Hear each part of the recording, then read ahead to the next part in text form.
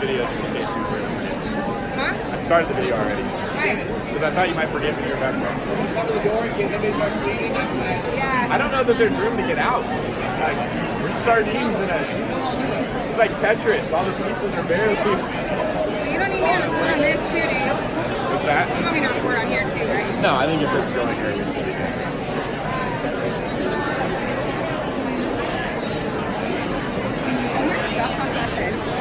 So you will sit on the floor. Yeah, we need bigger rooms. We could maybe do a Facebook Live and put it on our page. That'd be a good idea. Right now? Once I start talking. David? I'm David, yeah. Hey there, John. You said there's no escape now. I know, you're right about that. At least nobody can get to me if they want to fight. It's just going to be like, it's like the Titanic.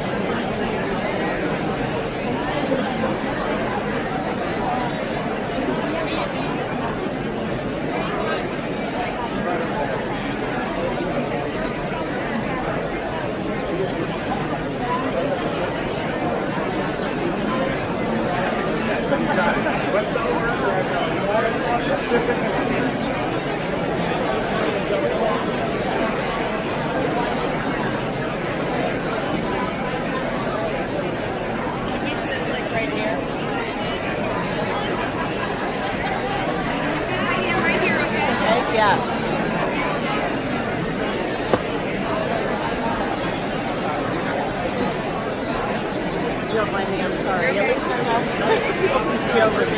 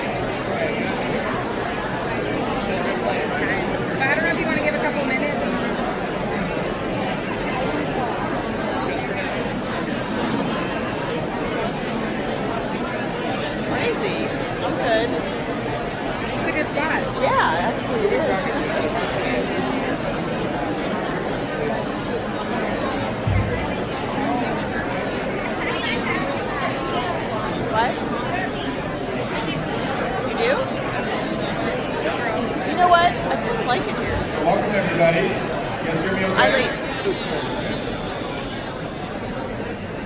First off, thank you very much for coming. This is a pretty cool crowd. If you guys just got here and you have to sit on the ground, I apologize for that. But it still is good for my ego to see this many people want to come. So my name is David Green. I am a real estate investor. I live in Northern California, about an hour east of the Bay Area. I am also a mega agent here with Keller. I've been full-time for about 2 years. Before that, I was a police officer. I worked in different aspects of law enforcement, a deputy sheriff and a police officer for about 9 years. And during that time is when I started buying rental property. So I was just kind of stubborn and not very smart. I would work very hard, 90, 100 hours a week.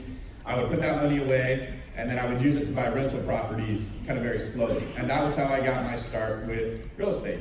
It was all through investing. It wasn't until later that I went on to learn how to be a real estate agent through sales and kind of combine the knowledge that I had put together as an investor to help me become a successful real estate agent. That's part of what we're going to talk about today.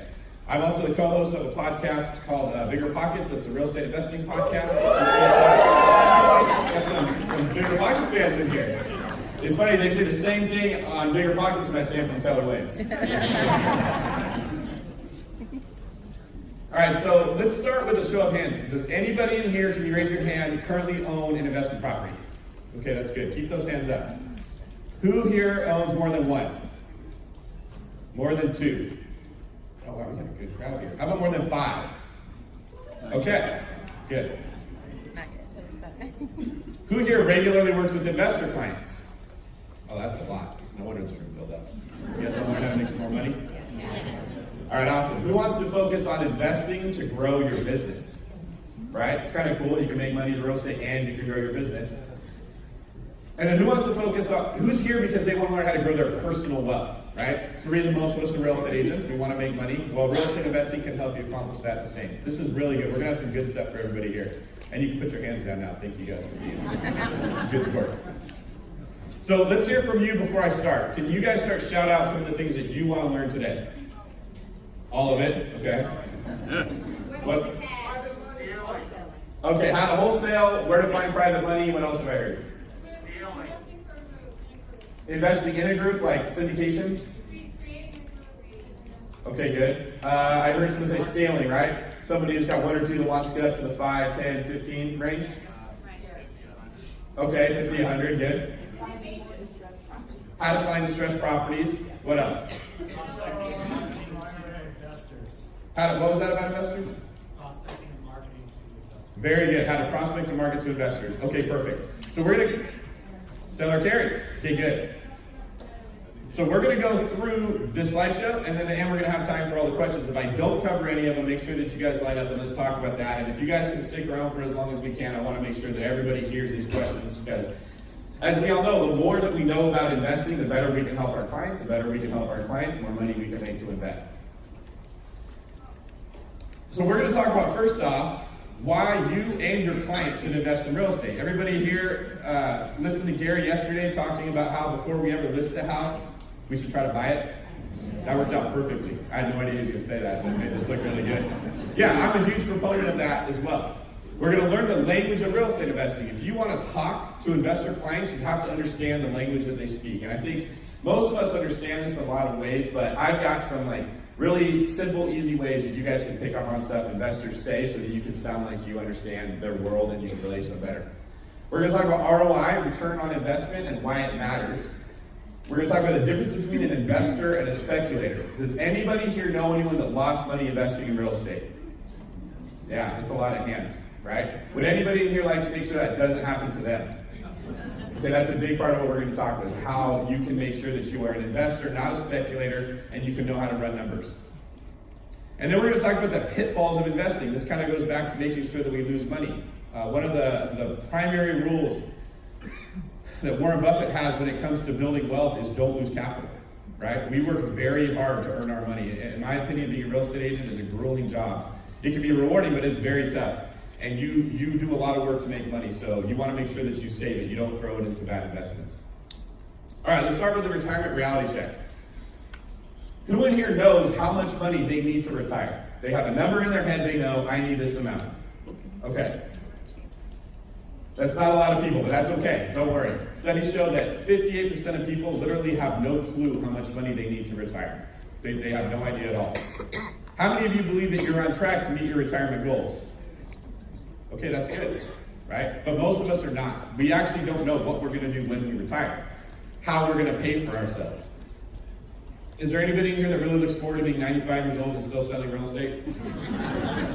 That's some diehard people right there. They love it. I'm glad we have you guys in the world because that's probably not going to be me, right? I'd like to plan for that retirement. So what if I told you that if you just bought one house a year, just one deal for the next 20 years, and that house averaged $500 a month in cash flow, that you could retire and have $10,000 a month to live on in retirement? Pretty nice, right? We're all here familiar with the concept of profit sharing, which is pretty awesome. The whole idea is, as you go throughout your career at Keller Williams, you bring people into Keller Williams, they make money, you get a piece of it. If you get enough of them in here, you've got some passive income that can go into retirement. Gary has set us up to understand we need to have passive income, right? Well, this is another way you can add another income stream, another form of passive income. In fact, every property you buy can be like another little business that you have that's bringing you money. And what's cool is that we are already around these properties anyways. This is what we do. This is our chosen profession. We work in real estate, so no one should know this better than us. This is a book that I love. Anybody in here ever read The Richest Man in Babylon? Awesome book, okay? There's a story in this book, and it's basically an accumulation of stories that a bank put together a long time ago, like early 1900s, that teach various lessons in wealth building in general. And one of the stories is my favorite. It's about this young leather worker who's doing really good at his job, just like many of us. He's crushing it, working crazy hours. He's doing a really good job. His boss loves him, and he's saved up a lot of money. And he has a friend that comes to him and he says, hey, I would like to do a deal with you. Let's put our money together and let's invest in this guy who's going to sail to another country. He's going to buy these jewels at a discount because this is where the mines are, where these things come from. He's going to take these jewels and we're going to put them on a boat. We're going to sail to a different country. We're going to sell them there at like a 10x profit. We're going to make tons of money, right? And he tells them how great the numbers are and he gets all excited about it. He says, yeah, let's do it. He gives them his money. Well, the people who went to buy those jewels didn't actually know what they were doing. And they ended up getting swindled. They bought a bunch of glass. And when they get to the country they were going to sell it at, they realize it's worth nothing and he lost all his money. And as he sits around talking to people about how could I have known? How could I have done any better, right? I thought this was a good deal. I thought I was supposed to invest my money. He gets advice from the wise old guy who basically says, you should have invested in something that had to do with leather because that is what you know. You invested in something that you have no idea how it works. And that's the lesson in this, is we should always invest in what we know. And I believe that 100% completely to be the case. There's amazing opportunities in stocks if you know how to work it. There's people that made money in Bitcoin. I have no idea how, but somehow they made money in Bitcoin, right? There's people that make money flipping houses, and there's people that make money raising and selling livestock. I don't know how to do any of those things that aren't real estate related, so I don't invest in them. I invest in what I know. And that's what we're going to talk about today, because all of us know real estate. We love real estate. That's why we're traveling from all across the country to come to family meetings to learn more about real estate. So you should have some confidence that you just need to put a few pieces together to understand how you invest in real estate, and you should be able to do the same thing. So why should you invest in real estate at all? We keep hearing people talk about it. I mean, I thought it was pretty cool. I heard Ben Kinney and Gary Keller yesterday talking about the fact that the future real estate agent needs to be somebody whose job it is to build their clients' wealth through real estate. That's pretty cool, right? We're not just this like slick salesman who shows up and like, yeah, let me help you with the transaction and get rid of you. Things are changing. Things are obviously changing. A lot of things are changing. But if you're that person that people come to and they trust that you can help them build their wealth through real estate, you'll always have business. And that slide was very powerful that we saw yesterday, where Gary showed, the average renter's net worth was like $5,000 or something, and the homeowner's was 45 times higher. It was crazy, right? You want to help your clients build wealth, but you want to do the same for yourself. And having money in retirement, man, that's so much peace of mind. When you've got a portfolio of properties that you built up throughout your career because you were buying properties that made sense when you should have been, imagine that feeling you're going to have 30, 40, 50 years later when you retire with peace, rather than retiring with anxiety. That's what we want to talk about today, is how can you start taking action right now so that you can have that. And then also it grows your net worth. So I didn't realize it, but I ended up being a millionaire by 30 years old just because of properties that I bought. I'm ashamed to say I didn't even know that I was supposed to be tracking my net worth, so I had no idea, right? I made a lot of money working as a police officer, working overtime. I made a lot of money working as a real estate agent, as a mega agent. It pales in comparison to the money that I made investing in real estate. And it's not because David Green is so smart, right? It's just real estate's that awesome. You buy it, it goes up over time, the rents go up over time, your expenses stay fixed, you pay down the mortgage. It's like planting a tree. The tree's gonna grow and it's gonna make you look like you're really smart, but it's really the tree that's doing all the work. And it also, almost most importantly, gives you credibility with your investor clients, right? Something that I love about investing and being a real estate agent at the same time is that both of them help each other, right? So as I buy more properties, my clients see that I'm buying real estate and they're more likely to trust me. And as they're more likely to trust me, am I gonna sell more houses or less? More. And as I sell more houses, is that gonna give me more money or less to buy more real estate? Can you see how that's pretty cool? And finally, it makes you the experts to your sphere. So this is why I think in 2 years I became the top agent in my office. It's not anything to do with necessarily sales skills. It was because my sphere knew that they could trust me. When I said, this is a good deal, or this is what you should look out for, or this is why I should sell your house, not the other guy, or why you should let me help you with buying a house, they knew David does this stuff all the time. He eats, breathes, lives, and dies this stuff, right? They knew I was a real estate guy, so it wasn't hard to sell them on why I should be their agent of choice. That's the same thing I want for you guys. I want you guys to learn this stuff from an investor's perspective and then take it back not only to build your own income in retirement, but to help your businesses right now so that you can start out producing your competition. So when you're the investor specialist, it will grow your business because your clients will trust your opinion. Would you guys trust the opinion of somebody who bought a lot of houses for themselves over somebody who didn't even own a house at all? Yes. We've heard people say that, right? Well, imagine if you had like 5 houses, not just a house. It gives you a lot of credibility. Your clients will also buy when they understand if their investment is a good one. Has everybody here heard that a confused mind doesn't buy? Right? If you take in bold, they talk about that a lot. Our goal as real estate agents is to simplify this process for our clients because they're scared. Buying a house is scary when you've never done it, right? It's kind of like a leap of faith for a lot of them. They're jumping off a cliff and they're hoping that where they land is going to be a good place. Well, our job as their real estate agent is to make sure that they understand you're not actually jumping off a cliff having no idea where you're going to land. There's a ton of checks along the way where we can keep you safe, you can back out of this transaction, you can know what you're getting into. If you show people that their investment is a good one, many of them will take action, most of them will take action, and then they'll give you the credit for helping them do that.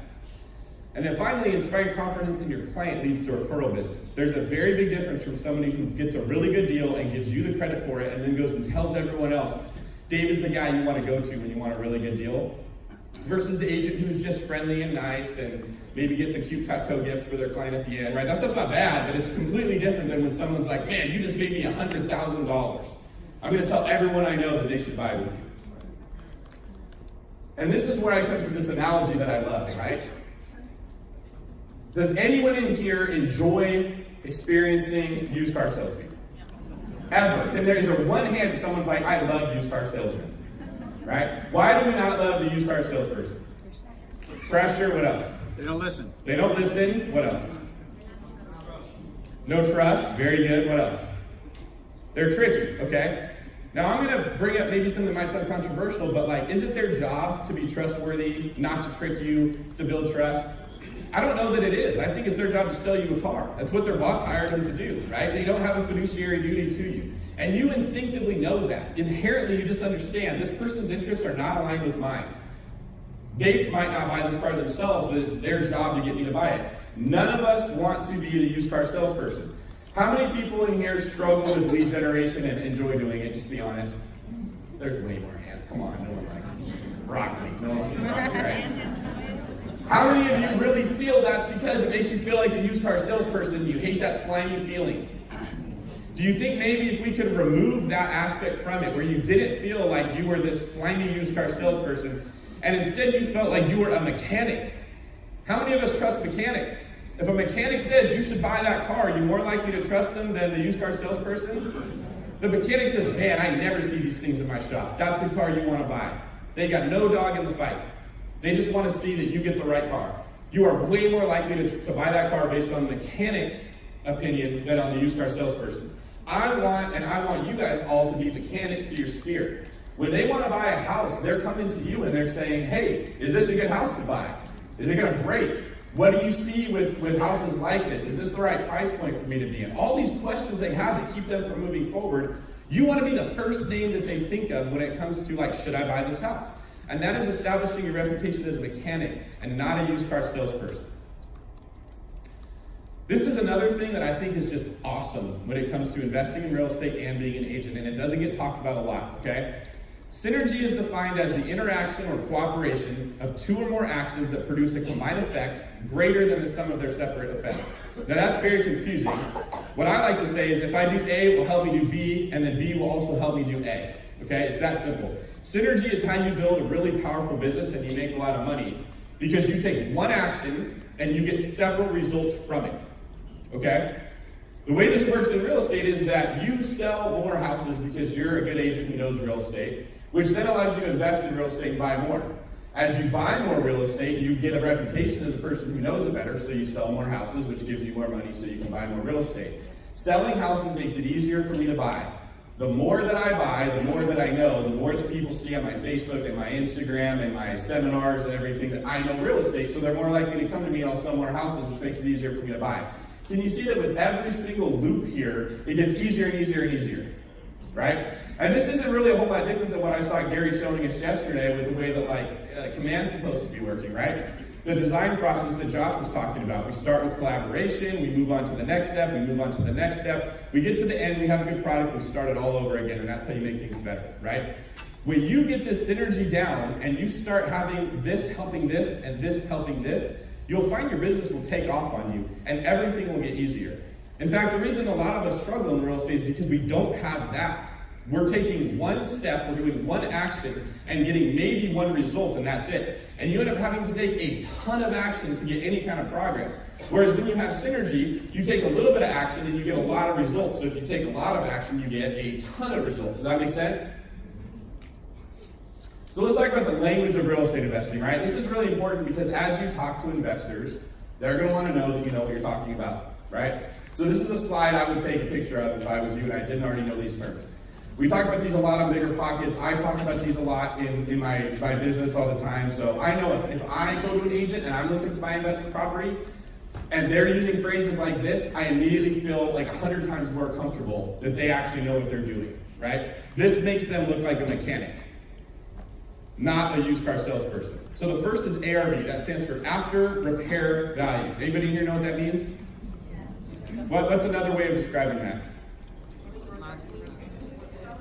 What it's worth when it's fixed up. There you go. There's like maybe the appraised value or what you would sell it for, the listing price once it's fixed up, right? This is a number that's really important because if you're going to buy a house, you don't really just need to know the price. You don't just need to know what it's going to be to fix it up. You want to know, well, what's it worth when I'm done? That makes sense, right? So in the BRRRR strategy, that's an acronym that stands for buy, rehab, rent, refinance, repeat. That's another one you want to know because investors know this. This is the way that I buy houses. I go buy a junker house for, say, $60,000. I spend $30,000 to fix that house up, so I've spent how much total? 90. Now what if my ARV is 120,000? And the bank's gonna let me borrow 75% of that appraised value. How much are they gonna let me get back? All of it, all 90,000, right? Did I just reduce my risk or increase my risk by taking all my money out of the deal? Reduced it insanely, right? Did I reduce my opportunity cost or increase my opportunity cost by getting all my money back? Well, I reduced my opportunity cost in the sense that I don't have to worry about, man, if I'd have bought house A instead of house B, I would have done better. Because I can buy house A, then I can buy house B, right? In order to do that, you start with the ARV and you work backwards. The next is the 1% rule, okay? This is a cash flow metric that we use to quickly determine is a house likely to cash flow positively. Not every investment that you buy is actually going to make you money. Do we all agree? A lot of houses will cost more to own them than what they're going to generate in income, right? You could run every single property that you find through an analysis or a calculator or a spreadsheet to determine if it will cash flow, but who wants to do that? We want to actually just use the 1% rule to eliminate a lot of them. So the 1% rule states that if a house will rent for 1% of its purchase price every month, it's probably going to cash flow. It's worth looking into deeper. So if I'm going to buy a house for $100,000, how much do I want it to cash flow a month? 1,000. You guys are really smart. Look at this. You should be teaching me that. What if it's 950? Is it still worth looking into? Yeah, it's close to the 1% rule, right? It's not a hard and fast rule. But what if it only what if it's going to rent for $500 a month instead of 1,000? Is that house going to cash flow? No. So if I have a buyer who's looking for a cash flow property, do I want to send them that house? What happens if I do send them that house? I look like a used car salesman. What about this one? It's shiny, it's red. Look at the wheels. You're like, that's not what I wanted at all. The miles per gallon is horrible, right? You want to avoid that. Next up is house hacking, okay? This is the act of renting out part of a property to generate income while living in the rest. And this is something we do in the Bay Area quite often because it's expensive there. So what we do is we look for duplexes, triplexes, fourplexes, houses with an ADU, houses with a finished basement, houses where someone just put a wall in the middle and split it in half. And we send those to our clients who want a house hack because they can live in part of the house and they can rent out the rest and they can either pay their mortgage for them or severely decrease their mortgage. And this is one of the ways that I bring value to clients when I'm in a hot market and they feel like they can't normally afford it, right? We look for a property that would work to house hack and we help them with it. And then we can say we help them get a house and they only have to spend $400 a month instead of $2,500. The concept of value add comes up a lot too. That's the ability to increase a property's value through prudent efforts. It's very, very simple, right? How many people in here would love to sell a 2-bedroom, 1-bathroom home? They're a little tough, right? Because nobody really wants to live in a house with 1 bathroom. Would you agree it's easier to sell a 3-2 than a 2-1? Sure. Right? So if you can add an extra bedroom and a bathroom to a house, and it costs less than what the house now becomes more. In other words, the ARV goes up more than whatever the cost was to add that addition. Did you just add value? You literally just created wealth. You didn't have to go on a listing appointment. You didn't have to get another buyer. You didn't have to show another home. You didn't have to work anything. You just created wealth out of nothing because you made a smart, prudent decision to add value to the home. And this comes down to that boring concept of highest and best use that everybody always makes fun of, right? But this is where it comes from. Then we got the cap rate. That's short for capitalization rate. This is a metric that's used primarily in commercial properties. But basically what it means is the cap rate is the ROI for a property that you would make if you paid cash. So if the cap rate is 5 and you paid all cash for that property, you would assume to make a 5% return. And we're going to talk about that shortly. It's basically like how you calculate that ROI. Emerging market is a word that we use to describe like the next big place, like what's next going to go. Like gentrification will typically happen in an emerging market. And you want to know that because that's something that all your clients want to know when they're working with you, right? Like where's the part of town that's the next thing to go up, right? You can say, well, the next hot spot is here, but if you throw in the word emerging market and they're an investor, they're like, oh, you're cool, you know? And then cash flow. Cash flow is basically just the earnings above the cost to own a property. So we want the investment properties that we buy to cash flow positively. Now, does that mean you should never buy something that doesn't cash flow positively? Is there some people in the world who don't necessarily need it to cash flow positive? Right. Those people typically don't need you to walk them through what we're talking about right now. Right? We're working with more newer investors, or we're investors ourselves that are newer, so we want it to cash flow. That's very important.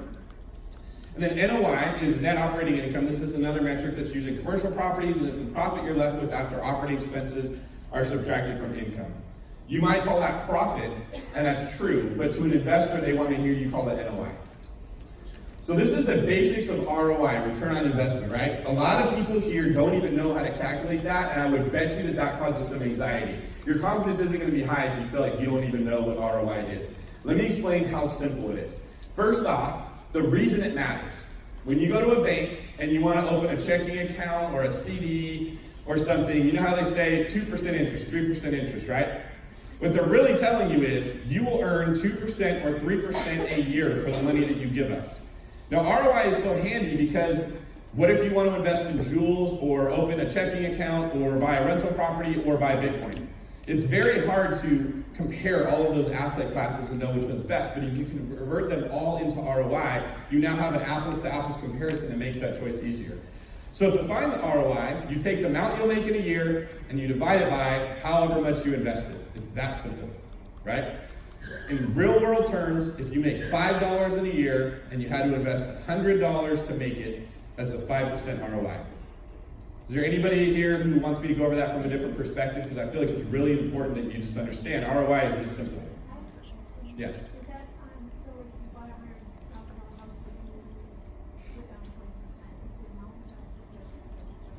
Good question. So the question is, if you're buying a $100,000 house, but you put down $20,000 to buy it, which of those numbers do you use for this right here? The answer would be the amount you actually invested, because that's your money that you put into the deal. The rest of that money would be the bank's money, so that's not going to be calculated on your ROI.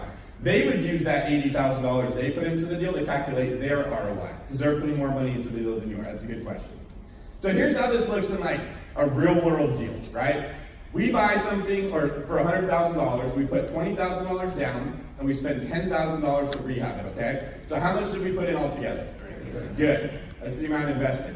This is how much our rental income was at the end of the year. This is how much our mortgage was, plus our taxes, plus our insurance, plus our management fee, plus a maintenance reserve, plus the amount we put aside for vacancy, right? This is another one you might want to take a picture of if you feel like, I want to know how to calculate ROI or cash flow, right? What you see is if you take what you made and you subtract all your expenses, you get this amount right here, which is a positive cash flow for 3907. Everybody with me so far? Okay, so we take the 3907, which is what we made, and what do we divide it by? The 30,000. Very simple. That's what we put in, right? Answer is a 13% ROI. This is not unheard of in real estate. In fact, I don't want to say it's easy to find, but it's kind of easy to find if you know what you're looking for. 13% return on invested property is not hard. And this is not including the fact that your mortgage is getting paid down every single month and there's principal benefits that we did not include into this projection. It does not include the fact that typically real estate is going to go up over time. We can all agree about that. It does not include the fact that your rent is probably going to go up every single year or every few years, and this number 14 is actually going to get bigger and bigger and bigger, making this number bigger and bigger and bigger. This is why we want to buy a house a year, every single year for the next 20 years so that we're making a whole bunch of money when we retire. All right. Thank you. The investor versus the speculator, okay? This is going to come back to when I ask people if they knew somebody who lost money in real estate. Because I don't want to make it sound like you just can't, right? Now, there may be an argument to be made that if you had enough money in reserves, it almost doesn't matter what price you pay for a home, eventually it's going to be worth that and it's going to cash flow positive. It might not right away. But we don't want to do that, right? Why not cash flow right out the gate when we first buy it? We want to think like an investor. An investor minimizes their risk while maximizing their return. This comes right out of the Millionaire Real Estate Investor, which is an amazing book. I highly recommend everybody here read that. Written by our very own Gary Keller, Dave Lapizan, and Dave Thomas. And give it to all their clients. Very good, Wendy. Thank you. I'm glad you're in the front row. It'll make you look very smart when you hand them a book that teaches them how to make money investing that you use yourself. Kind of like handing them the manual to their car as a mechanic. Investors are always looking for how to protect themselves while maximizing their return, right? And if you think about it, you are already doing this in your real estate business. How many people here know that they want to take listings over working with buyers if they can? Why do we want to do that? Time and money, right? Are we maximizing our return while minimizing the time spent? This is how prudent business people think. It's common sense, right? Well, let's apply that to real estate investing as well. How do you find the area where it's going to have homes that are more likely to cash flow than others so you don't waste your time looking in the wrong areas? How do you know which homes to target? How do you know which improvements to make in a home to get the highest ROI for your money? You learn these things and your clients will look to you like you're their savior and they will grab a hold of you and not let go. That is exactly what you want, especially in a shifting market. The opposite of the investor is a speculator, okay? This is a person who deals with high risk and high returns. Speculators buy a property hoping that it will go up in value. Does anybody in here know anyone who bought houses in 2005, 2006 and then lost money? Is anybody in here, will they admit that they're kind of scared that could happen to them? Okay? I will tell you from my experience, I have never talked to a person who lost money in real estate that bought a house in 05, 06, who when I asked them how much it cash flowed, even knew what I meant. And I'm not trying to make fun of those people, right? They did not understand that cash flow and ROI were things that you needed to know when buying a property. They literally just said, I'm going to buy it at this price, and a year from now it's going to be worth more, and I'm going to sell it. There's a lot of investments that work that way. Stocks work that way most of the time. You buy it, you hope that they go up, you buy low, you sell high, right? If you don't understand how the property is going to make you money, how to add value to the property, what your cash flow is, what your ROI is, you're not an investor, you're a speculator. What happens is speculators are hoping that things go well. You never, ever, ever want to feel like, I hope this works, right? In my life, whenever I get that thought that goes through my head of, oh, I hope this works, I stop immediately. Like, okay, I'm not taking another step. I need to figure out what do I need to know it's going to work before I move forward, right? Don't be a hoper. We're investors. And then you've got your observers who really do nothing, which a lot of us fall into when we don't know what we're doing, which is why we're talking about this stuff today, because we want to move out of observer and into investor. And collectors who are low risk, low return. Now this is still better than being a speculator, but it's not as good as being an investor. We don't run our companies, our real estate businesses, as anything other than an investor mindset. How do I minimize risk while maximizing return? So we want to take that same frame of logic and apply it to investing in real estate. So what you need to know, do not speculate, okay? If you catch yourself not knowing if the property will cash flow, not knowing what the population base in that city is like, not knowing what the employment opportunities in that city are like, you're probably speculating. And if you start telling your clients that they should buy investment property, they can tell you're speculating, are you going to look like a mechanic or a used car salesperson? Are they going to want to buy from you? No, and your reputation is probably going to take a hit too. Running the numbers, we went over that earlier. What are the expenses? What are all my costs? Are the expenses more than the costs at the end? And do we want them to be? Expenses more than costs? No. Correct. We want to be making more.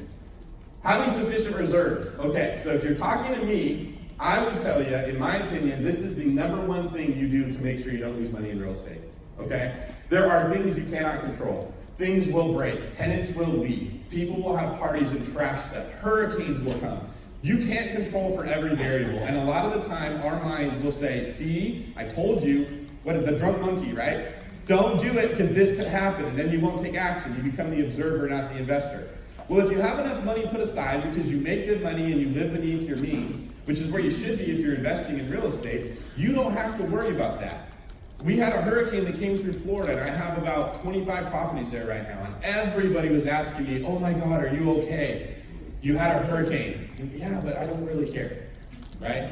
I added so much equity to each house that I bought, and they all cash flow, that a couple trees falling over and falling into my roof is not going to break me. I had money set aside to pay for that. I'm still glad I bought those homes. Can you imagine the anxiety that I would feel if I did not have reserves? And a tree fell into my roof, and now it's leaking, and the tenant can't live there, and my mortgage has to get paid every month, but I don't have any money coming in, and I don't have any money to fix that thing, so I can't even stop the bleeding. You're in trouble, right? Having reserves eliminates all of that possibility. And then finally, know how to calculate ROI. We went over that earlier. If you know this, you will feel peace about your decision because you'll know you're making the right decision. You won't be hoping that you're making the right decision. So if I can tell anybody here who feels anxiety about buying a property or helping clients, know your ROI, know how to run your numbers, and that anxiety will go away. Anxiety is basically the product of uncertainty. When you don't know what's going to happen is when you feel anxious, right? This is why our first-time home buyers are always so scared. They've never done it before. When you have done it before, you're not going to feel that way. You're more likely to take action. So to recap, we buy real estate because we can plan for our retirement. Now we're using the number 500 right here. Maybe it starts off less than that, maybe more. What I can tell you is that if you own it for a long time, it's going to keep going up, right? So more than likely, if you plan on 500 a month, 20 years later, you're going to be earning more than 500 a month. Does anybody in here remember like 30 years ago, maybe what their parents paid for their first house? It's like laughable, right? That's probably going to be 30 years from now when we talk about today's prices and today's rents. Invest, don't speculate. How do we know if we're starting to speculate instead of investing? The H word, hoping. We don't want to be hoping something works. Very good. Invest in real estate will grow your business, right? If you're the expert, if you do it yourself, if people know you know your stuff, they are way more likely to choose you as their agent. And they should be because you've earned that. Know how to calculate ROI. Your profit divided by whatever you put in is how much the percentage of your investment that you make every year. Know the language of real estate investing, those terms we went over. If you can talk like an investor and you can act like an investor and you can think like an investor, investors and non-investors will be drawn to you. And then avoid the pitfalls of investing, okay? We don't want to speculate. We want to make sure that we know our numbers. And most importantly, we need sufficient reserves. This is not a thing that I recommend you do if you're the type of person who lives paycheck to paycheck. You're just going to make your life very, very crazy. Here's some resources for you guys if you want to look into this a little bit more after we finish. Keller has put out some really good books about these. This is The Millionaire Real Estate Investor, the one that I mentioned earlier. It's written very much like the MREA, the Millionaire Real Estate Agent. Very similar style, and they're both great books. Okay, that's all I have for you guys. I know that there's a lot of people that had questions, so for the remaining time we have, we can start to take those. Yes. So, on your calculations for ROI, on the vacancy, it looks like you had a 5% annual vacancy. Is that a general number used for vacancy, 5%? Okay, so the question is, when I'm calculating my own ROI, I had a number in there for vacancy. That's the time when no one's going to be renting your unit, right? The number that we put in the slide was 5%, and he's asking, is that always, should it always be 5%, or that should that number fluctuate, right? The reality is, it should fluctuate, right? Right now, man, honestly, for the last 9 years I've been investing in real estate, my vacancy's been like less than 1%. It's almost zero, because there's a ton of demand. But I don't assume that will always be the case, right? I know there will come a shift at some point. So I throw the 5% number in there for vacancy just to give myself something, but in reality, it never really matters. When there's a shift, that number can jump up to 20%, right? So that's scary. What if vacancy goes up really high and you end up losing a little bit of money every month? How do we combat that? Reserves, there we go, right? What if you're putting away that cash flow every single month so that when it does turn around on you, you've got a whole big fat nest egg of protection that's going to keep you safe? Yes. So I've been flipping predominantly for the last few years. Now with this upcoming shift, my father and I are thinking about moving into more multifamily and stable investment. Now, like, how would you go about that? You know, have some still flipping and then go towards multifamily, or would you recommend just doing like? Okay, so the question is, this gentleman and his father have been flipping homes, so you buy them, you fix them up, you sell them for a profit for quite some time, and now they feel like the market's going to shift. They want to limit their exposure to flipping, and they want to start investing in multifamily property because they believe that's safer. And if I understand you right, you're saying, should we still do both, or should we only get into multifamily investing, right? This is a very good question. Let's say that a flip opportunity comes your way, and you think the market might change, or this doesn't feel as safe. Is there anything that you can do to protect your interest so that you can still flip that house? Good, I like that answer. It was make sure you can rent it if you can't sell it. Is that a good option? Now, what if you're at a price point that's just so high that you're not going to be able to rent it? It's not going to work. It doesn't meet the 1%. What else would you want to make sure? Make sure you can sell it if you can't flip it and still at least break even. Okay, there's some very good answers there. I would look at, I want extra meat on the bone, right? If I'm going to consider flipping this, there better be a really good deal, because if my ARV drops, my profit's going to drop. I want to know that I'm not going to lose money, right? The next thing that I would look at is, what are the average days on market for this area? If houses are taking 90 to 120 days to sell, is that a good sign if I'm looking to flip a house? No, that would actually scare me quite a bit, right? What if the average days on market are like 5 to 9? Completely different story. And I know that sounds laughable, but where I live in the San Francisco Bay Area, we're not really surprised by that, right? Sometimes it makes you through the weekend, you're like, wow, how did that happen, right? It's like that one duck and duck hunt that you just couldn't shoot with the gun. It's like, how did that sucker survive, right? So in those kind of markets, I feel much more comfortable flipping. I would caution you to assume that multifamily investing is going to be safer just because the market's turning around, right? You might actually find the opposite, where people that were previously renting can now afford a house because the market has shifted and prices have come down, right? Houses were still selling in 2009, 2010, amen? Right? Were they selling to the same kind of people that are buying them right now? Different credit scores. Remember how, like, at that time, closing costs being paid by the seller was like just common? That was always the case, right? Well, that was because buyers often didn't have them. Because these were people that could buy a house at these lower price points, but they couldn't at a higher price point. So I wouldn't assume multifamily will be safer, but I do think it's safer to diversify in general. It's smart to flip houses and invest in multifamily and invest in single family if you know what you're investing in. That's the key point, the lesson for Bridge Span Babylon. Okay, in the back there. I want to ask you, you just mentioned you have rental properties in Florida. Are they single families? And how do you leverage that since you're in the Bay Area? Okay, so the question is, I invest in Florida. I invest all over the country. I wrote a book, Long Distance Real Estate Investing, that kind of details like how I do it, right? And that was another way that I got credibility with my sphere for what you're asking. So I would recommend anybody in here, if you're buying rental property, regardless of where they are, post it on your Facebook, post it on your Instagram, share it with people. When you guys talk to people and they say, what have you been up to? How good does it sound if you say, I've been great, I just bought an investment property, it's being fixed up right now. Do you want to see the pictures? Right? Turn yourself into a little mobile HDTV. Everybody likes to look at pictures, right? I don't know why. I like to look at numbers, but everybody else likes to look at pictures. You pull out your phone, you scroll through, and they're immediately going to feel like, I want to do that too, right? That's how I would leverage that into my own sphere. I'm showing them what I'm doing, and I'm using that to build my own credibility with them, right? And then maybe I say, do you want me to let you know in 2 weeks when it's finished? They're probably going to say, what? Yes. Does that help my lead gen? Do I feel like a slimy used car salesperson calling somebody 2 weeks later to say, no, that's easy, right? I want to make this easy on myself. Okay, in the back. Yeah, I have some investors that are more collectors or speculators. How do you teach them, or if they're just ignorant, do you still sell them houses? Well, they're not investors if they're collectors and observers, right? Are you trying to say, how do I get them off the fence so that they go buy something? No. So I have like 3 pharmacists who have so much money they don't know what to do with it. And they're collectors, right? They're buying residential houses.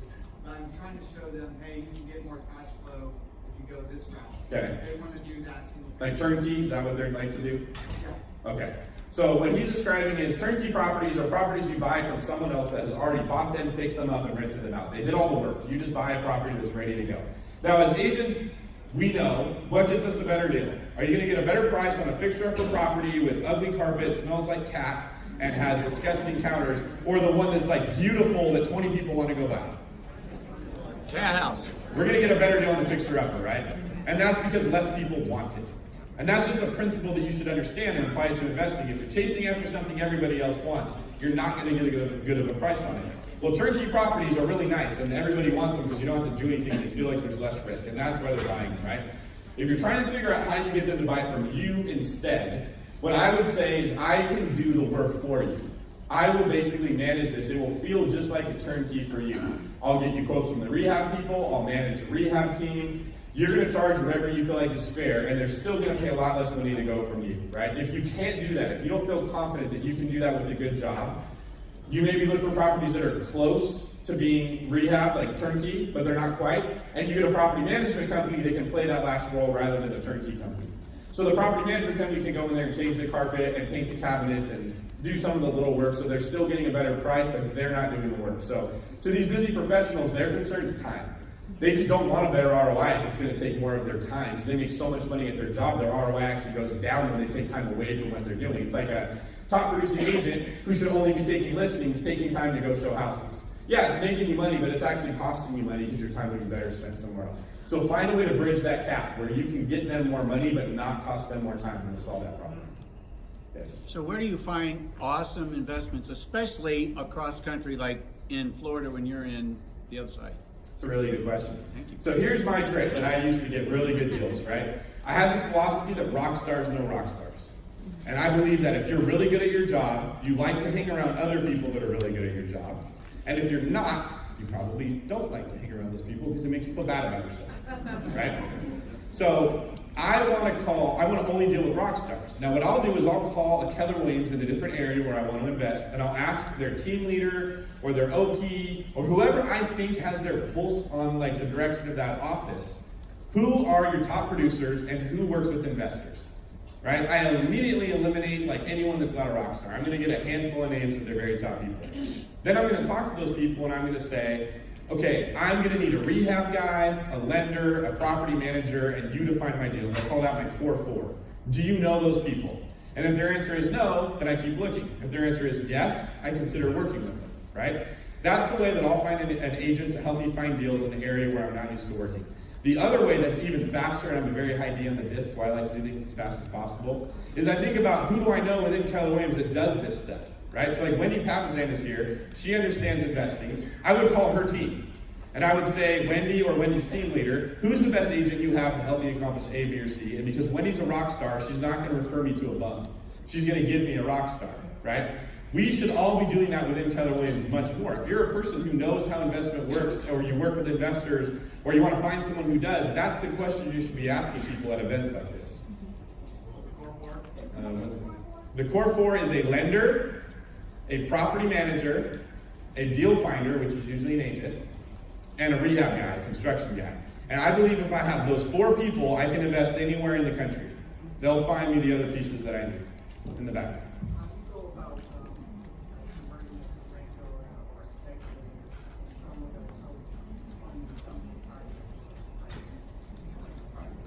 Okay, so the question is, if you have someone who's not an investor, they're an observer, they're a speculator, they're a collector, they're not a doer, right? They're not taking action, but they got some money. How do you find a way to get your hands on that money to put it into one of your deals, right? Or somebody else's?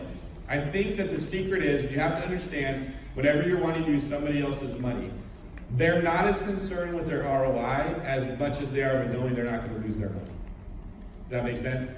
No one cares what you will make them until they believe you're not going to take my money and run, okay? So the first thing you have to do is make them feel safe, which may mean you growing in your own knowledge so that when you explain this to them, they're like, he's got it, he's a mechanic, he's not gonna wreck my car, right? It may mean making sure that you've got a presentation put together that shows they're gonna get a first deed of trust on that property, or an operating agreement that says, I can only use your money in these ways, and if I don't use it that way, here's what you have, right?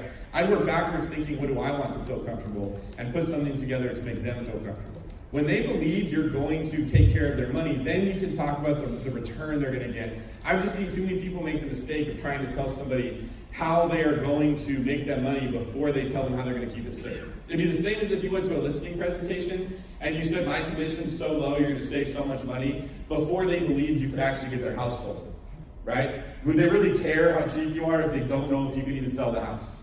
No, so you don't want to start there. Blue shirt. What are some of the biggest hurdles with investing out of the area? And then do you more so buy single family, multifamily, like what size units do you find about? And then also Airbnbs, do you invest in anything like that? So the question is, what are some of the big hurdles when you're investing in a market that isn't yours? And then, do I invest in single family, multifamily, or others? And then the follow-up question was, what about Airbnb? So when you're investing out of state, the biggest risk you have, or really out of the area, is that you're buying in a rough neighborhood, okay? You can know more or less what your numbers are gonna be. That's not very hard to figure out with the technology that we have these days. It's not a very significant risk that your rent's gonna be $400 instead of $1,200, okay? It is risky in knowing, is this the side of the train tracks I want to be on? That's very hard to know when you don't live there, okay? The way that I overcome that is with local market knowledge. A rockstar agent, a rockstar property manager, a rockstar contractor, and I get all three of those people on the same page before I buy a property. I want to know that they all say, this is a property area that I want to invest in, right? Now, if they're a mechanic, do they know the answer to that question? Right. If they're doing a good job, are they going to make me feel comfortable? And if they're a rock star, are they going to want to screw this up? That's the key, is you look for talented people that you're going to work with, and this is way less likely to happen. I primarily invest in single-family residential. It's not because I'm against multifamily, it's simply because I can get a better ROI in my time buying single-family than multi, because it takes so much longer to analyze, and there's so much more competition. I don't think there's anything wrong with multifamily investing at all. If you find a great deal, you should absolutely buy it. I'm less likely to find one with the life that I have and the billion different things I'm working on than I would be if I was looking at multifamily. And then the third question is, I don't do Airbnb, and the main reason why is I don't trust that local municipalities not to change the law on me, right? So we all agree we have to be able to run our numbers, right? Could you run numbers on an Airbnb property and it looks really good? What happens if they change the law and I'm not allowed to Airbnb anymore? Different numbers, right? Does that now look like a good investment or a bad one? It could be good, but it's much less likely to be good if I didn't run the right numbers, right? And the problem is that moves me from the investor category into the speculator category. I'm not all the way there, but I'm more in that direction, and that's why I don't like doing it, right? The time may come where I have so much capital that I just don't care, right? You're just like throwing money on a roulette wheel, hoping it works out good, right? That's not the way I am right now, so that's why I don't do Airbnb. Right? How much do you keep in reserves per unit? Question is, how much do you keep in reserves per unit? It's very good. The conventional knowledge is you should keep 6 months of reserve for every unit you have put aside. Can anyone tell me where that 6-month number might have come from? Not Dave Ramsey, that's funny though. Where else? It's actually a banking metric. Lenders oftentimes want to see that you have 6 months of reserve set aside before they give you the next loan. So it makes sense to just keep 6 months set aside. The real answer to that, from what I would give you, is it depends on how you live your life. If you live paycheck to paycheck, you better make sure you have 6 months of reserves. If you live well beneath your means and you save money all the time, I'm okay dipping beneath that 6 months of reserve for a period of time. If, like, say I want to use that money to flip a house or do a hard money loan or something else. But I also know I have equity lines of credit lined up. I have secondary loans lined up. If worst case scenario happen, I'm covered because I have my bases covered. So I don't need that reserve set aside quite as much. If you don't have those things, it becomes much more important to do that. Yes? How do you work with real investors? Like, you know, versus you with the experienced investors, how would you recommend, like, The newer investor, how do you work with them to get them comfortable? I'll tell you guys what I think is the most powerful thing I do in my business right now to generate leads. Because we haven't talked about my real estate agent business much, it's just mostly investing. I do free seminars, and I call them meetups because that's less intimidating, every month, and I advertise them on venues that investors care about. I get people to sign up at Eventbrite, And I force them, in order to sign up, to give me I force probably sounds bad, but I require them to give me their name, their email, their mailing address, and their phone number, right? I have their contact information. It goes directly into my CRM, and I give them free information, which to new investors is what they want. They're scared, right? We overcome fear with knowledge, and they need to get that knowledge from their mechanic, which is who you want to be. Once they've heard me talk, like, will you guys all agree that after hearing this, you probably feel like you know me a little bit better, you're a little more comfortable with me? Right? If we ran into each other in the hallway, it'd be easier to come take my hand than if maybe you saw me walking by and you're like, David's having a bad hair day, I don't want to go talk to him. Right? That's what speaking does. It's awesome. It makes you feel like you know people. Anybody here that listens to my podcast, you kind of feel like you know me, and it's kind of weird? Yeah, it is weird. I remember, like, Brandon Turner's my best friend, and I'm like, I already know you, man, but you don't know who I am. This is a really weird dynamic. That's what you want with your clients. You want them to feel really comfortable with you. You want them to feel like they already know you. Like, it's not scary to go to you and say, hey, I want to buy a house, but I don't know. I would encourage you to do some form of free education to your database, which fits in line with what Gary and Ben were talking about yesterday, that you want to be the person that is known for building your clients' wealth through real estate. I don't want to be the guy who's known as building their wealth through Bitcoin. I don't know that. I can lose credibility very easily, and I've worked very hard to build it up. Yes. You. What's your next emerging market that you're looking at for? Yeah, baby. Yeah. You guys want to know my secret, huh? You'll have to come to my next class tomorrow. Please. Talk about it then. Yes.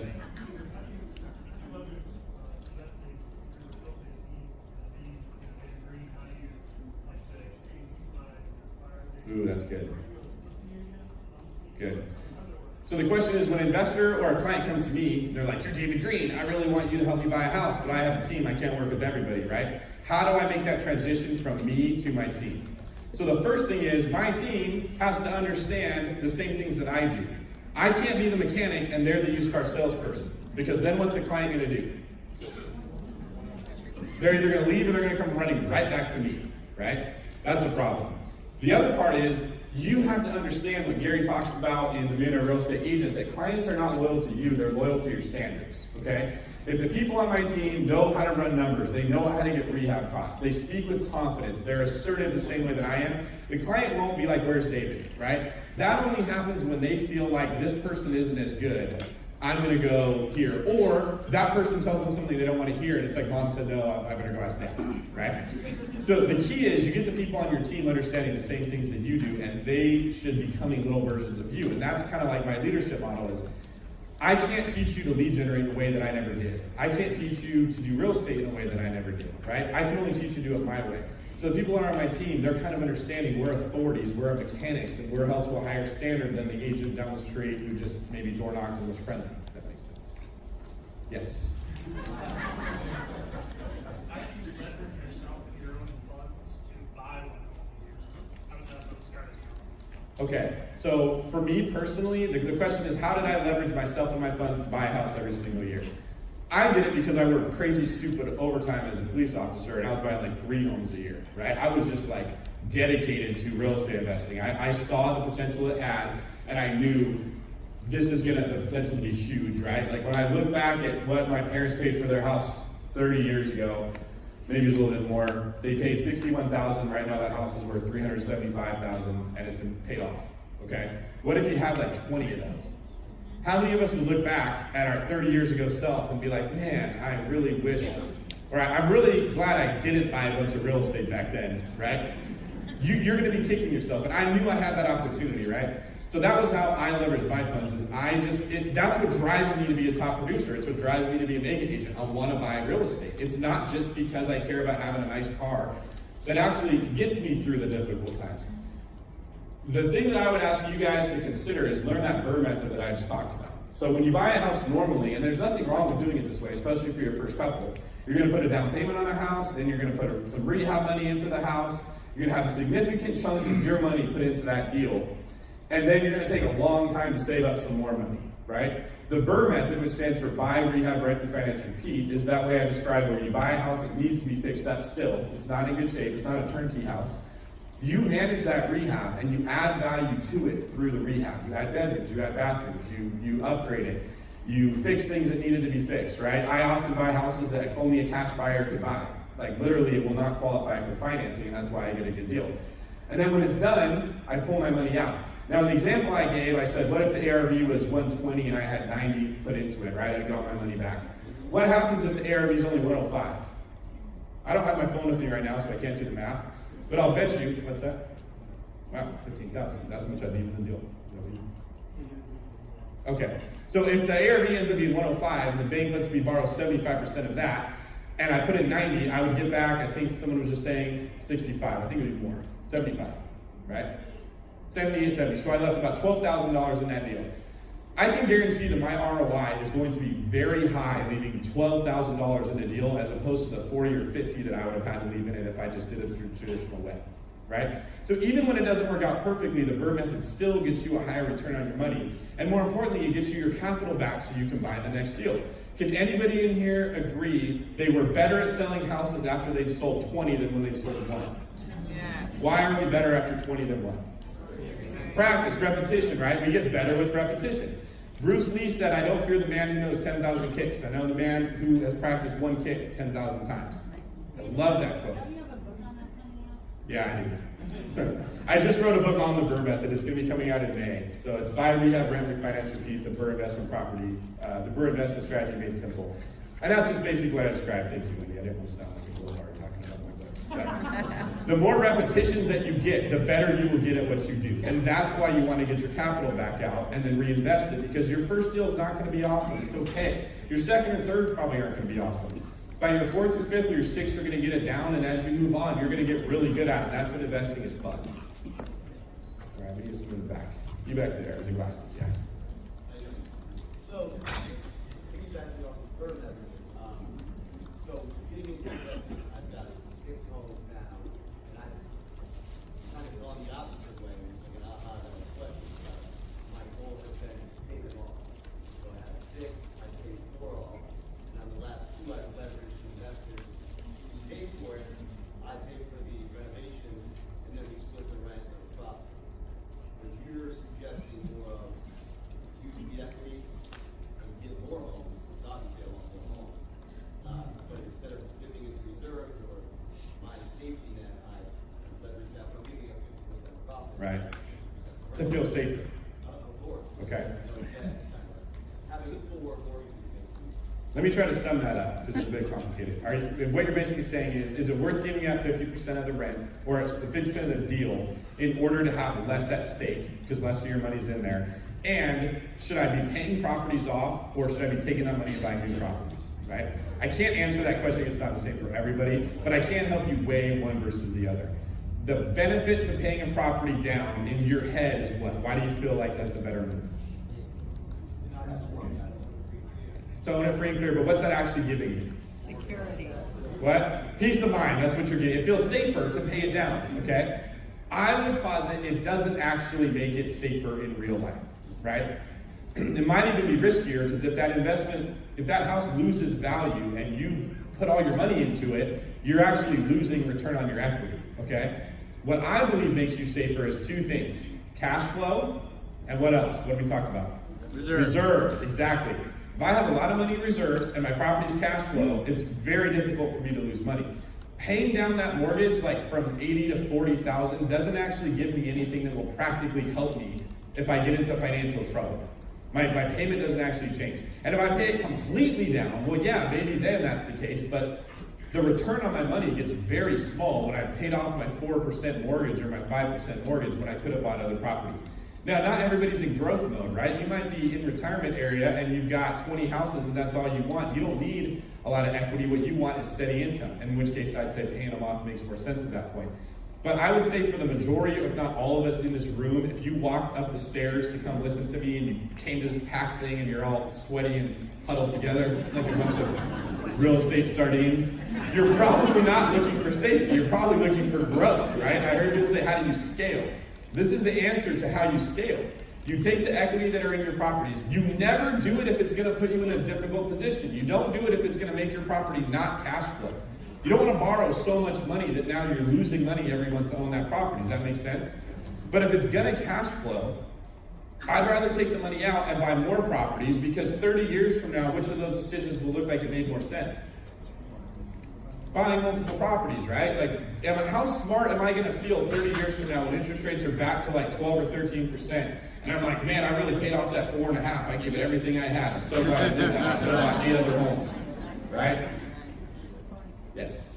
So if you had $100,000 cash flow money, not borrowed from anybody, would you, and we have the scenario of the ROE that we just did on board, would you buy 5 properties with $200,000 down payment and borrow, or would you put that cash on one deal that gives you like $1,000 net rent every month? So the question is, if I had $100,000 capital, would I buy 5 houses and put $20,000 down on each one? Or would I buy 1 house, pay it off completely, and have a little bit more cash flow? Which is an oddly specific question, I'm sure, just generally speaking, right? Okay. For me, in my situation in life, I wouldn't do either of those, right? I would take my $100,000, I would buy a house that's worth 60 or 70, I'd put 30 or 40 into it, I'd make it worth 130, 140, and then I'd pull that money out and go buy another house. And I would never run out of capital. Auction properties are only good if you really know what you're doing. Like if you're a really good mechanic and you can buy a car that's a lemon, like maybe like you know what do they do when your car gets totaled and the title basically salvage, right? Would you buy a salvage title car? Maybe if you're really good with cars and you can tell for yourself, but it's kind of scary when you're not that good, you don't really know what you're getting, right? So auction properties, you're probably not going to get a chance to inspect it, you're probably not going to get your deposit back, you're probably not going to know if the title's clean. Yeah. You may not even get to see the house itself, right? It's like buying a salvage vehicle. You're going to get it at a good price, but it comes for a reason. So if you're at the point where you know real estate so well that you can tell if this salvage vehicle is a good buy, auction properties make sense. But if you're not, probably not. In the back with your hand up in the lap shirt. Where do you start? Well, you came here. I would start with educating myself first, right? I'd read the New Internet Real Estate Investor. That's going to give you a very good overview. And then if you want to buy rental properties, I would buy hold. And if you're going to flip properties, I would buy flip. And I would start listening to podcasts. And I don't say that just because I have one. I say that because I'm a podcast junkie. I listen to 3 podcasts a day. I listen to podcasts for real estate agents. I listen to them for real estate investors. I listen to them for leadership. Everything that I have going on in my life that I know I want to do better at, I'm finding some podcast and I'm listening to it because there's a lot of downtime usually when we're driving, right? I would keep educating myself until I felt that I could teach it to someone else. So when you get to the point that you can teach the BRRRR strategy or ROI or cash flow to your friends, to your clients, that's when you know that you're in a really good spot. And I wouldn't stop until I had that done. Garrett?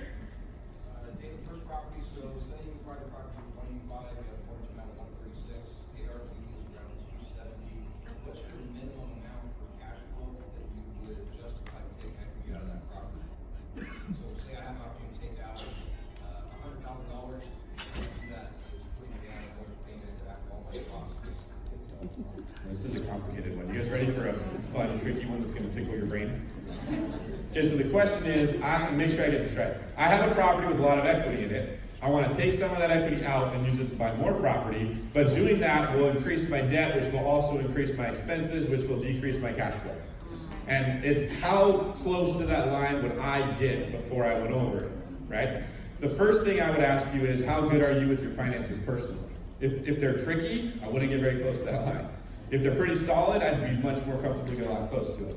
Here's the way I look at that question, and I'm not trying to lead anyone astray. I'm just telling you guys, I live very far beneath my means because I don't ever want to lose money. So that means that I can take more risk. It's just how I built my real estate team. I built up cash flow before I left my job as a cop so that I could take the risk of becoming a real estate agent. If I can borrow, I think right now in general, this is one of the ways I'm a mechanic, is I can tell my clients, for every $1,000 you borrow from a bank, it's going to cost you like $5.05 a month, right? And I like that because it helps my clients understand if I pay 10 grand over asking price, is that really going to hurt me? Because if that's not, I mean, it's like $50 a month or something like that, that makes it much easier for them to understand. So if I can borrow for, I mean, how much were we talking about? Like 80,000 you said? If I can borrow 100 grand, and it's going to cost me, don't hold me to the math, let's say $500 a month to borrow that 100 grand, right? But I know that that $100,000 can make me $1,200 a month on my next deal. Does it make sense to do it? Yes. I'm actually losing money by not doing it in a weird way, right? And a lot of people get into this mistake where they only look at one side of the equation. They're like, if I take out more debt, my cash flow will go down. Yes, but you'll have a whole bunch of money that can make you more money, right? And that's where you got to balance it. If you can go make a 12% return on your money and only pay 5% to borrow from the bank, I would borrow it. But only if I was good enough with my own personal finances that I didn't have to worry about my family, eating top ramen for the next 3 years. Yes, with a big one. Question, do you, like agent-specific lead generation methods, do you know of any? Because I feel like the solution in the retail world is always more leads. So in terms of investing, other than working with as many wholesalers as possible, if you're an agent, do you have any ideas for specifically lead generation? For what kind of leads? Either flip or buy a home. So rental property type stuff, right? Investment property. Either that. So how do you find deals as an agent? Is that what you're getting at? Correct. Like with having a license, any specific areas that you have an advantage over other people? Okay, so if you have your license, how do you have an advantage over other people who don't, and so that you can use that to your advantage when you're looking for deals? That's the question. The first is your own market center, your own office. You want everybody in your office to know you as the investor guy. So when they get that house that is the one I described earlier, the disgusting, smells like cat, falling apart, especially like, let's say it won't even qualify for financing, right? It's missing appliances, the floor's been ripped out of it, it's got a big hole in the roof. Like, it's very hard to sell that house. You know you're gonna throw it on the MLS, and some investor's gonna come along and try to rip you off, and you'd rather get ripped off by someone you know than someone you don't. Be that guy in your office, that they would rather take it to you, right? Let them double in the deal. If they get it to you at the price that they want, they're much more likely, right? That's the first place I'd start. The next would be, I would be going to people that are likely to have those deals before they hit the market. Probate attorneys, all kinds of attorneys, influential people that you know that just seem to always know what's going on in other people's lives. And I'd be like, look, I want to have anything that crosses your path that comes to you, bring it to me first.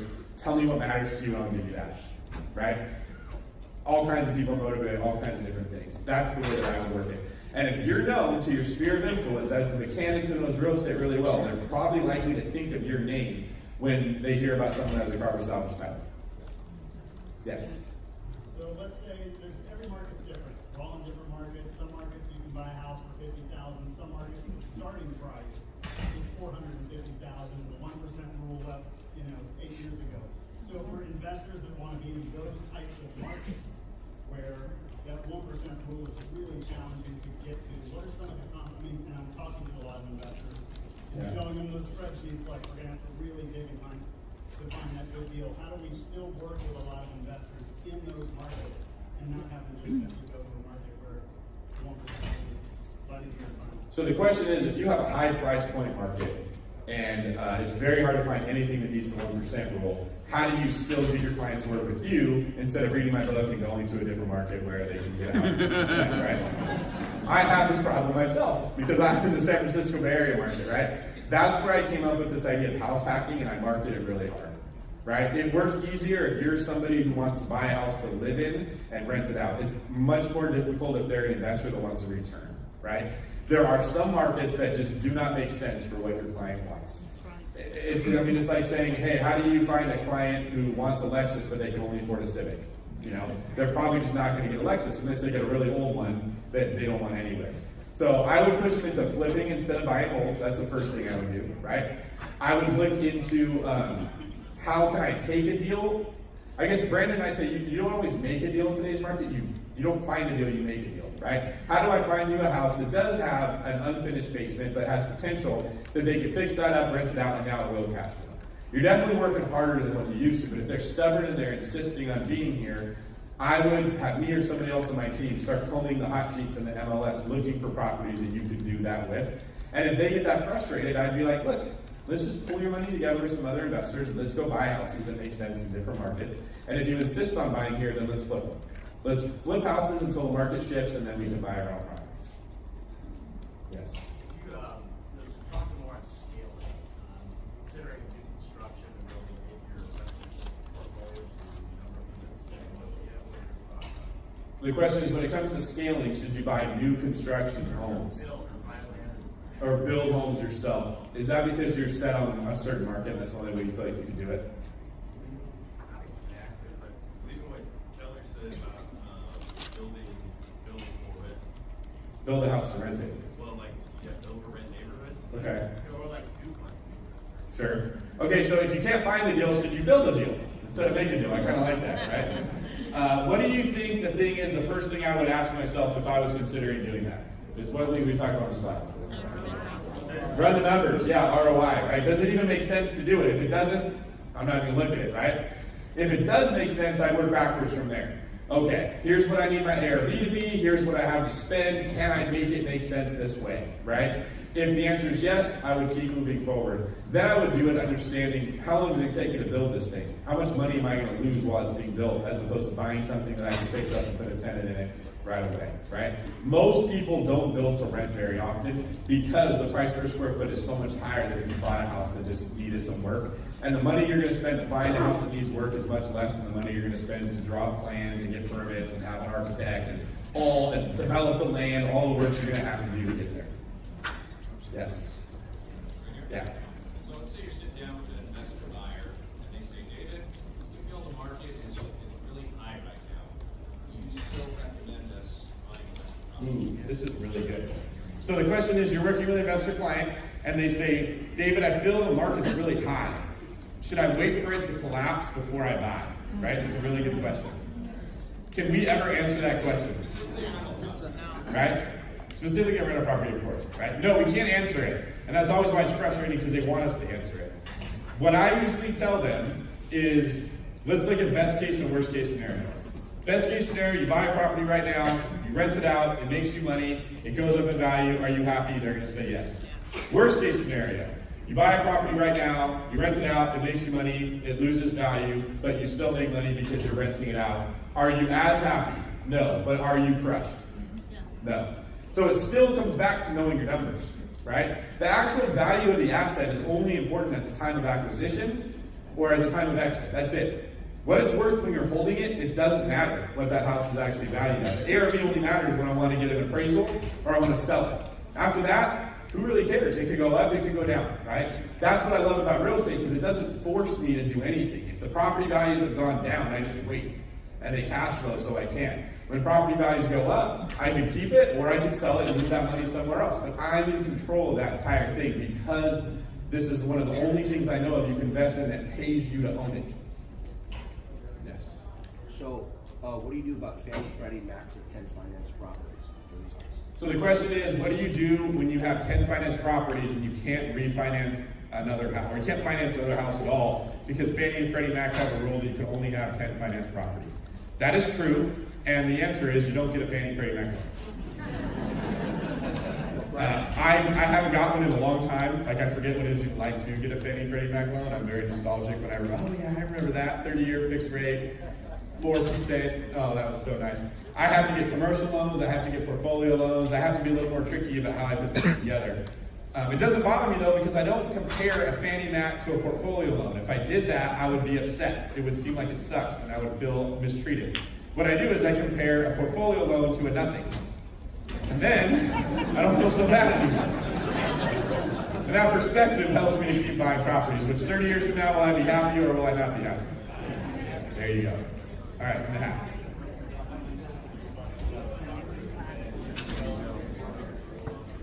How do you know when to refinance out of a property, and what was the second part?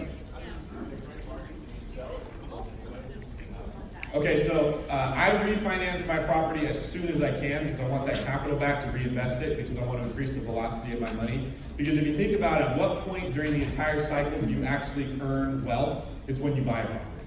When you buy a property below ARV is the only time in this entire process where you actually made money, right? The rest of it was just to keep the money that you've already made. It's very similar to when you sign a listing agreement in your agent business. You just made that money. Everything that comes after it is just keeping the money that you already made, okay? The next part is, do I sell that in a really good market? Like when it goes up, do I sell it? And I can't answer that for every property, but what I can do is give you the metric I use to determine that, and it's something I call return on equity. So do you guys remember how we went through the return on investment? Sure. That's how much money am I making for the money I put in a deal. Well, you do the same thing with your equity instead of your investment. Instead of taking the money you put in the deal, you take the equity you already have and you divide your yearly cash flow by that. So if I bought a house and I put $20,000 into it and it makes me a certain amount of money and my ROI is like 10%, right? Do you think that would change, or do you think it would change whether I want to keep my money there if I now have $100,000 of equity in that property, but my rents have only gone up a little bit? Right? If I look at my ROI, it looks like a good deal. If I look at my return on equity, it looks like a terrible deal. I might be making 1.5% on that equity at current rents, right? So what I do is I say, okay, if I'm making 1.5% of my equity, leaving it where it is, could I make more if I bought something else? And what if the answer is, yeah, I could go make 12% on a deal in another market? What do you think I should do? My cash flow is going to explode, right?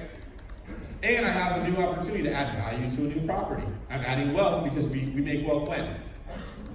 When we buy. Exactly, I'm buying something else. There's a 1031 like-kind exchange that allows investors to defer their capital gains taxes and put it into another deal. So there's very little loss. The only loss I'm really taking is I'm resetting my loan because the amortization is going to be affected a little bit, and the closing costs, commissions and stuff like that. But if it's not working very hard for me in the deal where it is, I want to put it to work harder somewhere else. You, right there. Do I have experience with affordable housing? Not in San Francisco.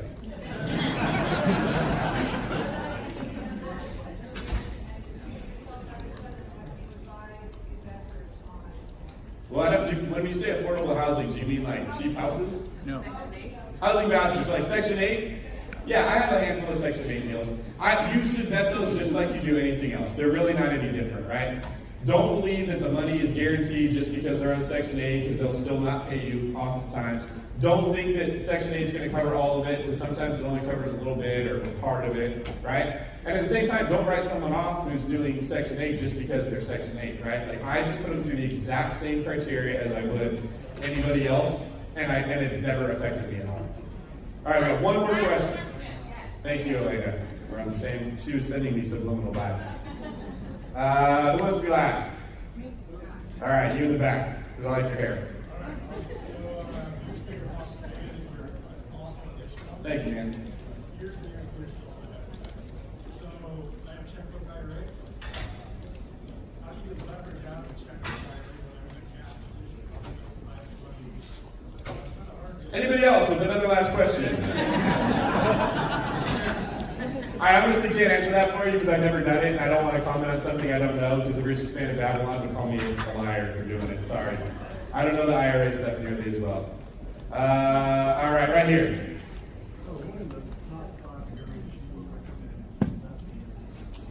Top 5 areas that I would recommend investing in the country.